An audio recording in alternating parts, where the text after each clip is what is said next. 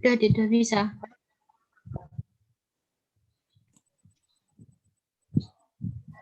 Baik, selamat sore teman-teman. Assalamualaikum sore. warahmatullahi wabarakatuh. Di sini saya perwakilan dari kelompok 7 sebagai moderator akan mempresentasikan hasil kerja kelompok kami, yaitu makalah bahasa Indonesia mengenai karya tulis ilmiah dan non-ilmiah.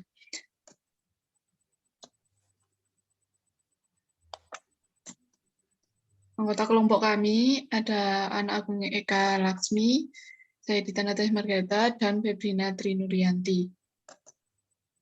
Untuk materi pertama akan disampaikan oleh anggota kelompok kami, Febrina. Kepada Febrina kami persilahkan.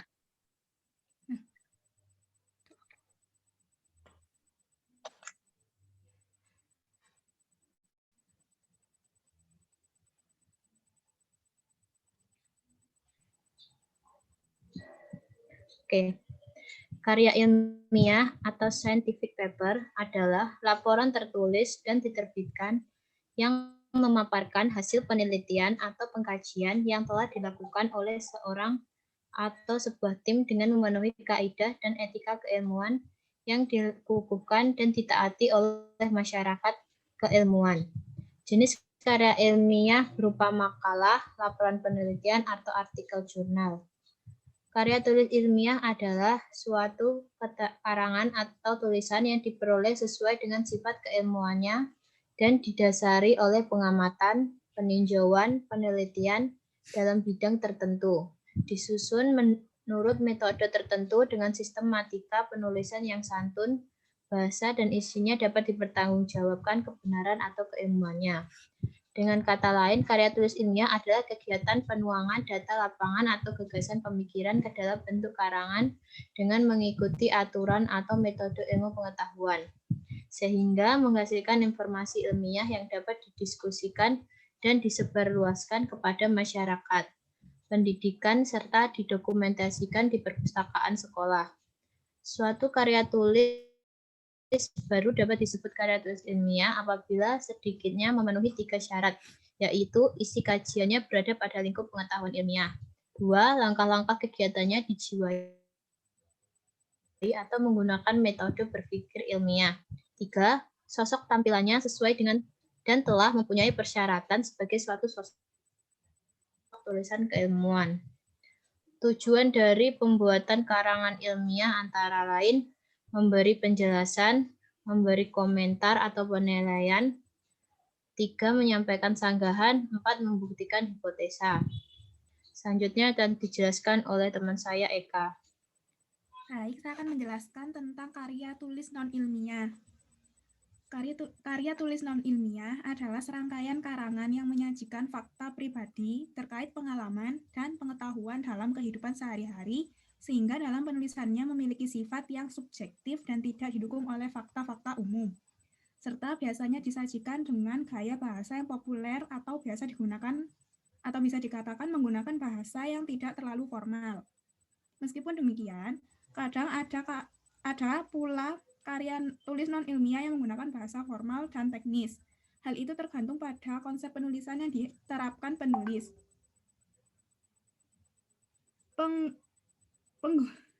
Penggunaan bahasa atau gaya penulisan ini yang menjadi salah satu pembeda antara karya ilmiah dan karya non-ilmiah yang memang harus menggunakan bahasa formal dan teknis. Karakteristik yang ada dalam karya tulis non-ilmiah diantaranya yaitu 1. Ditulis berdasarkan fakta pribadi. 2. Fakta yang disimpulkan subjektif. 3. Bersifat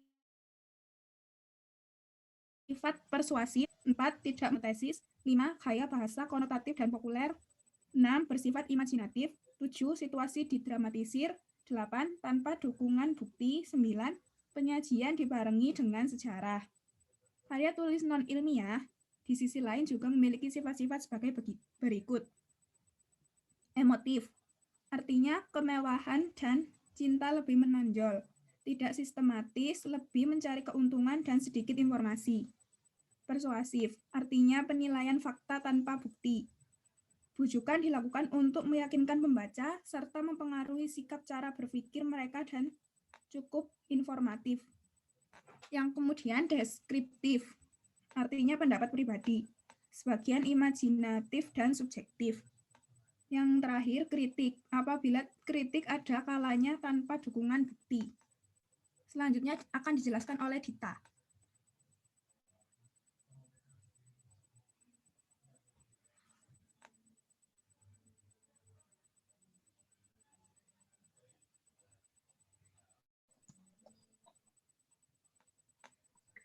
Ya, baik. Selanjutnya adalah bentuk-bentuk karya ilmiah. Pada prinsipnya, semua karangan ilmiah yaitu hasil dari suatu kegiatan ilmiah. Dalam hal ini membedakan hanyalah materi, susunan, tujuan, serta panjang pendeknya karya tulis ilmiah tersebut. Pengertian karya tulis. Karya tulis adalah karangan ilmiah yang lazim diberikan kepada siswa sekolah menengah mengenai salah satu aspek satu mata pelajaran. Di dalamnya terdapat komponen masalah, tujuan penulisan, pembahasan, dan kesimpulan. Panjangnya kurang lebih 10 halaman, ketikan 2 spasi pada kertas ukuran A4. 2. Makalah. Makalah adalah karangan ilmiah yang ditulis untuk disajikan dalam seminar atau simposium. Tebalnya sekitar 15 halaman, diketik 1,5 spasi pada kertas ukuran A4, termasuk abstrak dan daftar pustaka. 3. Skripsi. Skripsi adalah karangan bentuk ilmiah yang mengemukakan pendapat penulis berdasarkan pendapat orang lain yang ditulis untuk menjadi syarat tugas akhir pada pendidikan strata S1. Masalah yang diajukan berkenaan dengan salah satu aspek yang menjadi substansi bidang keilmuan yang ditekuni. Skripsi memiliki bobot yang lebih tinggi dari sebuah karya tulis. Semua komponen penelitian yang dikemukakan pada sebab 8.1 harus jelas tampak dalam sebuah skripsi. 4. Tesis. Tesis adalah karangan ilmiah sebagai tugas akhir dalam pendidikan strata 2. Isinya merupakan pendalaman dari salah satu aspek atau segi program studi yang diikuti. Tesis juga diujikan dalam satu sidang ujian tesis. 5. Disertasi. Disertasi merupakan suatu karangan ilmiah yang mengemukakan suatu dalil yang dapat dibuktikan oleh penulis berdasarkan data dan fakta, akurat dengan analisis terperinci. Dalil yang dikemukakan biasanya dipertahankan oleh penulisannya dari sanggahan-sanggahan senat guru besar atau penguji pada suatu perguruan tinggi. Disertasi berisi tentang hasil penemuan penulis dengan menggunakan penelitian yang lebih mendalam terhadap suatu hal yang dijadikan tema. Dari disertasi tersebut, penemuan tersebut bersifat orisinil dari penulis sendiri. Penulis disertasi berhak menyandang gelar doktor. Jumlah halaman untuk disertasi minimal 250 halaman. Bentuk yang terakhir adalah laporan hasil penelitian. Laporan hasil penelitian adalah laporan yang dibuat setelah satu penelitian dilakukan. Laporan penelitian juga berisi komponen masalah metode penelitian, objek penelitian, instrumen penelitian, hasil yang dicapai, lalu rekomendasi untuk melakukan sesuatu yang lain berdasarkan hasil penelitian itu. Materi selanjutnya akan disampaikan oleh Febrina.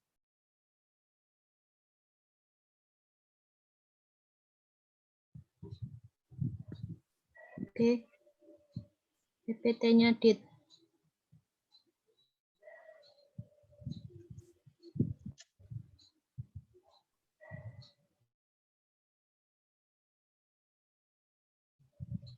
Sekarang saya akan menjelaskan mengenai perbedaan karya tulis ilmiah dan non-ilmiah. Perbedaannya karya tulis ilmiah yaitu pertama bahan, menyajikan fakta yang benar atau objektif, dapat dibuktikan. Yang kedua penyajian yaitu menggunakan bahasa baku, artinya harus cermat, formal, dan lugas. Kemudian sistematis, artinya sesuai dengan kerja ilmiah dan metode ilmiah. Kemudian 3, sikap penulis, yaitu harus jujur, tidak melebih-lebihkan atau mengurangi sesuatu. Objektif, tidak mengejar keuntungan pribadi. Kemudian penyimpulan untuk karya ilmiah harus berdasarkan fakta. Yang kelima mengenai kerangka karya ilmiah, yaitu karya ilmiah unsur-unsurnya lengkap sesuai untuk skripsi, tesis, disertasi, dan laporan ilmiah. Kalau untuk makalah, unsurnya tidak selengkap karya ilmiah seperti yang di atas. Kemudian penyusunan suatu karya ilmiah harus memenuhi syarat langkah metode ilmiah, yaitu pertama, mengenali dan merumuskan masalah. Kedua, menyusun kerangka berpikir secara dalam supaya tidak berantakan. Ketiga, penarikan kesimpulan menggunakan hipotesis, yaitu dugaan hasil sementara. Kalau kita menyediakan hipotesis kalau dalam penelitian kita. Kemudian 4, menguji hipotesis. Kelima, menarik kesimpulan. Yang kemudian yaitu tentang karya tulis non-ilmiah. Sesuai bahannya menyajikan fakta objektif, bisa juga fiktif. Kemudian penyajiannya menggunakan bahasa yang cermat, tidak selalu formal, tetapi tetap taat dan disusun secara sistematis tanpa merusak hipotesis, tanpa memuat hipotesis. Kemudian ketiga, sikap penulis tidak memancing pertanyaan-pertanyaan yang meragukan perasaan pembaca. Yang keempat, penyimpulan memberikan fakta berbicara sendiri sekalipun didahului dengan membimbing dan mendorong pembacanya untuk berpikir aplikasinya seperti apa. Misalnya, dalam sebuah novel biasanya penulis akan membuat cerita itu menggantung dan membuat pembacanya harus berpikir. Kira-kira apa yang dilakukan tokoh A? Selanjutnya apa ketika sudah mengalami kejadian atau peristiwa tertentu? Kelima yaitu kerangka karya non-ilmiah. Tidak ada kerangka yang baku. Yang penting bahasanya sesuai dengan aturan atau QEBI yang berlaku. Kemudian pembukanya terdiri dari judul, pernyataan khusus, daftar isi, dan kata pengantar. Kalau dalam buku-buku yang ringan isinya ada pendahuluan, kajian teori, metode, dan hasil kajian diskusi dan analisis. Kemudian penutupnya kesimpulan. Bisa menggunakan saran jika perlu. Kemudian yang terakhir, penutup akan disampaikan oleh teman saya, Eka. Dari penjelasan pada bab-bab sebelumnya, dapat kita ketahui bahwa karya ilmiah adalah laporan tertulis dan diterbitkan yang memaparkan hasil penelitian atau pengkajian yang telah dilakukan oleh seseorang atau sebuah tim dengan memenuhi kaidah dan etika keilmuan yang dikukuhkan dan ditaati oleh masyarakat keilmuan. Sedangkan karya tulis non-ilmiah ialah serangkaian karangan yang menyajikan fakta pribadi terkait pengalaman dan pengetahuan dalam kehidupan sehari-hari, sehingga dalam penulisannya memiliki sifat yang subjektif dan tidak didukung oleh fakta-fakta umum. Serta biasanya disajikan dengan gaya bahasa yang populer atau biasa digunakan menggunakan bahasa yang tidak terlalu formal. Adapun contoh dari karya ilmiah yaitu makalah, laporan penelitian, resensi, tesis, surat pembaca, skripsi, proposal penelitian, dan disertasi. Sementara contoh dari karya non-ilmiah adalah puisi, cerita pendek atau cerpen, dongeng, roman, novel, dan drama. Perbedaan dari karya ilmiah dan karya non-ilmiah yaitu karya ilmiah bersifat faktual dan objektif. Tidak bertujuan untuk mempengaruhi pembaca, disusun demi kepentingan ilmiah, mengandalkan analisis dan hipotesis. Gaya bahasanya cenderung formal, juga lugas dan ditulis dengan metode penulisan ilmiah. Di lain sisi, karya non-ilmiah bersifat fiktif dan subjektif, bertujuan untuk mempengaruhi dan memancing imajinasi pembaca. Disusun demi kepentingan seni dan kepuasan batin penulisnya, tidak mengandalkan analisis dan hipotesis. Gaya bahasanya cenderung sastrawi dan berkias, serta ditulis berdasarkan metode jenis karangan non-ilmiah yang berlaku.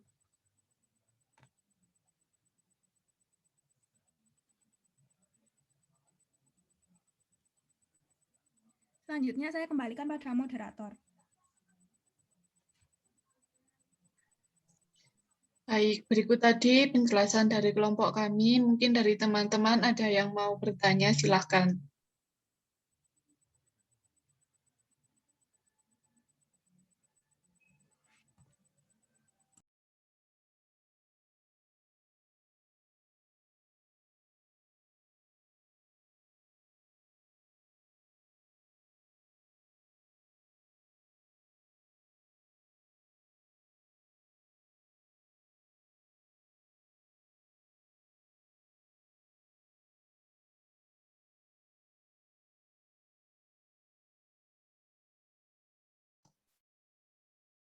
Baik, dari teman-teman mungkin ada yang mau bertanya?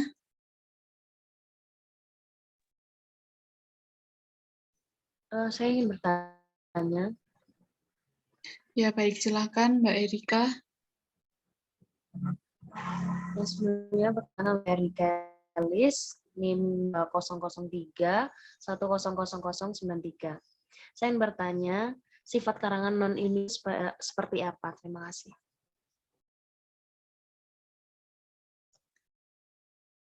Baik, kita keep dulu untuk pertanyaannya. Mungkin ada pertanyaan selanjutnya. Saya ingin bertanya. Nama saya Diana Vita Munawara. Baik, nama saya Diana Vita Munawara. NIM 2003 10097. Metode ilmiah menggunakan dua pendekatan, yaitu pendekatan empiris dan pendekatan rasional. Jelaskan dua metode tersebut.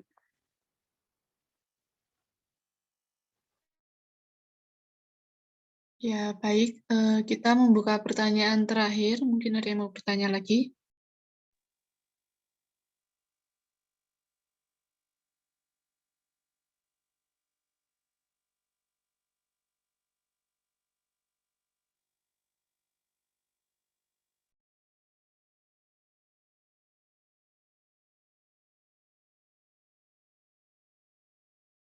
Oke, baik. Kalau masih belum ada yang bertanya, saya jawab. Saya. Oke, Mbak Suryaningsasi, silahkan. Saya organisasi NIM 20031000113. Pertanyaannya, metode apa saja yang digunakan saat menyusun karya tulis ilmiah? Baik, terima kasih teman-teman untuk pertanyaannya. Saya akan menjawab pertanyaan dari Mbak Erika Elis tentang sifat karangan non-ilmiah. Jadi sifat karangan non-ilmiah itu ada emotif atau lebih merupakan refleksi dari sebuah perasaan yang terkadang melampaui kebenaran. Dan yang kedua, persuasif, yaitu bersifat mempengaruhi pikiran pembaca. Yang ketiga, yaitu deskriptif subjektif dalam arti tidak didukung oleh data dan fakta dan overclaiming. Bagaimana Mbak Erika Elis untuk jawabannya? Ya, terima kasih. Baik.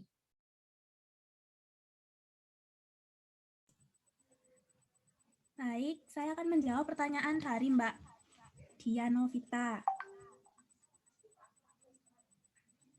Metode ilmiah menggunakan dua pendekatan, yaitu pendekatan empiris dan pendekatan rasional. Pendekatan rasional adalah suatu cara untuk mencari tahu pengetahuan yang baru dengan anggapan bahwa segala sesuatu yang ingin diketahui itu adalah di dalam pikiran manusia atau disebut internal wisdom. Pendekatan rasional dimulai dengan anggapan bahwa pengetahuan dimulai dari gagasan atau pikiran atas kebijaksanaan yang dimiliki seseorang.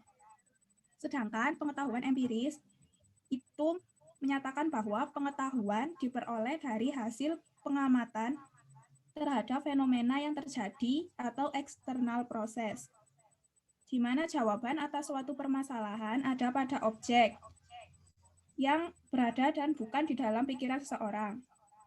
Pengetahuan didapatkan atas berbagai fakta yang diperoleh dari hasil penelitian dan observasi. Apakah bisa diterima? Baik, terima kasih atas jawabannya.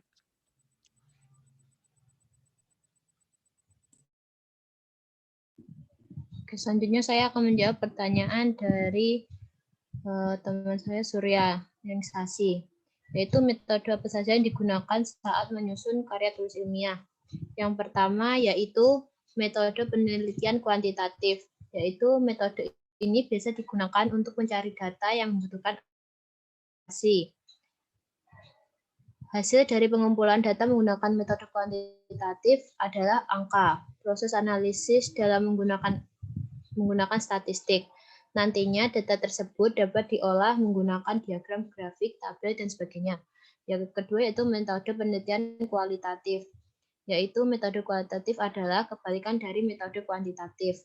Hasil dari metode ini adalah data yang sifatnya narasi dan bukan angka. Ketiga yaitu metode penelitian eksperimen atau percobaan. Pada metode eksperimen, peneliti akan melakukan percobaan pada suatu hal untuk mencari tahu dampak dari perlakuan yang diberikan.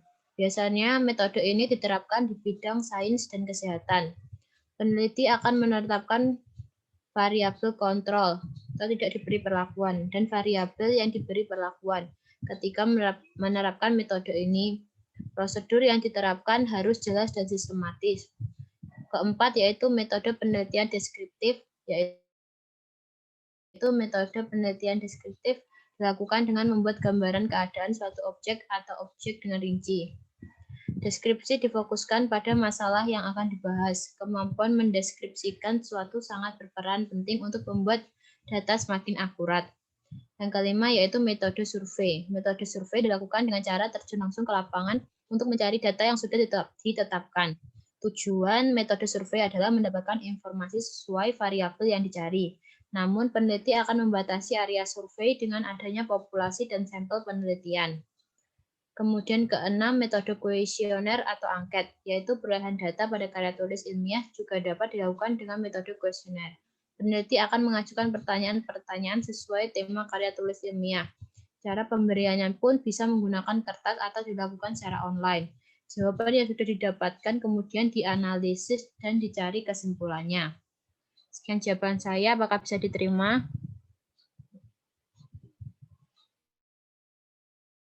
Iya, bisa. Terima kasih atas jawabannya. Oke, sama-sama. Saya akan balikan ke moderator.